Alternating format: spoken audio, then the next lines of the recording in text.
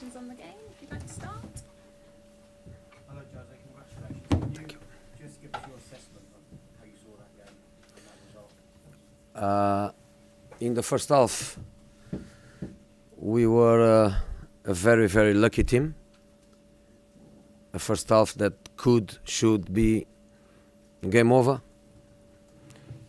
5-2, 6-2, easily. And in the second half, until we score, I was feeling that we were a very unlucky team, because in the second half we should score 3, 4, 5 goals, and we didn't. So I think is what we traditionally call a game of two halves, where in the first half Bournemouth was the best team by far, and in the second half United was the best team by far.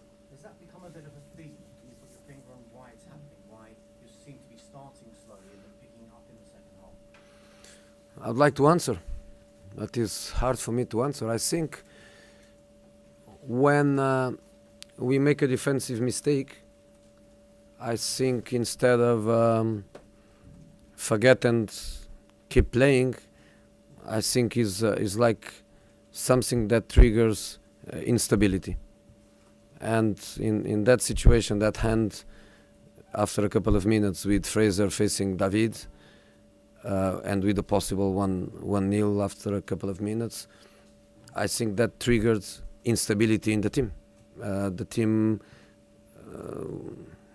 it looked like we don't work tactically during the week, which obviously is the worst feeling for me, because we work so much that I expect my team to be really good, and I feel really frustrated with that. The good thing is that the team has this face of a fantastic character, and the face of and the heart that any result, the game is not over, and we go until the end. And in the second half, I could understand some frustration because you produce and you don't score, and we miss lots of chances, incredible chances, I would say, some of them.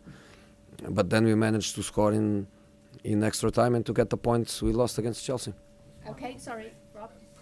Defensively, you started so well last season with lots of clean sheets. Can you put your finger on why that isn't happening at the moment? I can. Because the approach was much more defensive. And with a much more defensive approach, you can hide better your weaknesses. So when the team is really defensive and you have a more defensive minded and you base the work on that, then the team doesn't develop enough in other areas, but the team managed to get some results based on that. I'm trying to find a balance where we develop the team in the second, in the third phase of attack, and we develop the players, the talented players that we have, without losing the balance. When we are in control, we have no problems. When the opponent is in control, I think the team has problems. But it's fantastic to have this feeling of doesn't matter the result, we know that the game is not over. Doesn't matter how many minutes to the end of the game, we have the feeling of anything can happen, and even missing chances like we did in the second half, chance after chance after chance, they keep going until the end, and that I think is a fantastic quality for a team. Joe. So Jose, at Chelsea you had Drogba and Costa, they're always on the team sheet. At United, you're looking for that number 9. You can have Lukaku one week, Sanchez today played very well. No, Lukaku played every game. Yeah, right.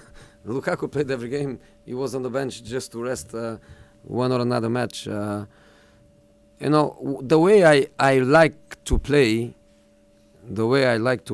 is with 3 attacking players, where there is not a clear definition of the winger as a winger, and I like that the winger is somebody with a striker or formation or with the striker appetite. And I always had that in my team, with the winger scoring a lot of goals, sometimes even more goals than the the striker. So it's not impossible at all to have in the same team at the same time Rashford, Lukaku, Alexis, for example. But today Romelu was not available, and we thought that Alexis could do what he did. He had a good assist. He had some ability. He created them some problems.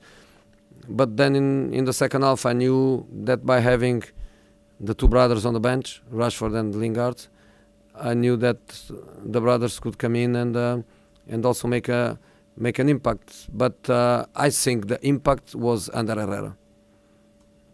Yeah, I think was the impact in the team. Was the one that changed the game by giving the team the balance, the intensity, the high pressure, the organization that the team didn't have until then. I think he was fundamental for us.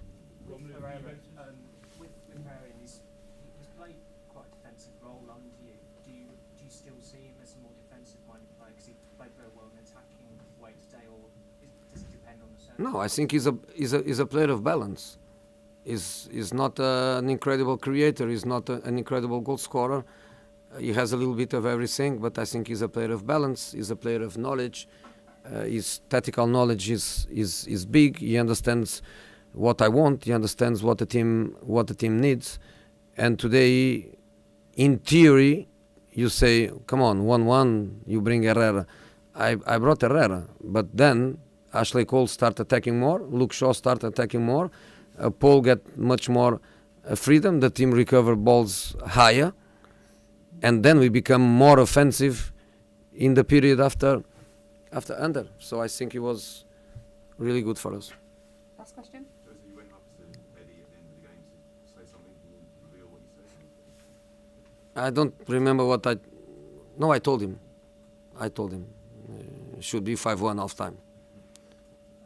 So at least he knows that I recognize that they were by far the best team in the first half. How are you concerned about Romelu for Juventus and City? Wait tomorrow. Wait for Monday. He needs these couple of days to see.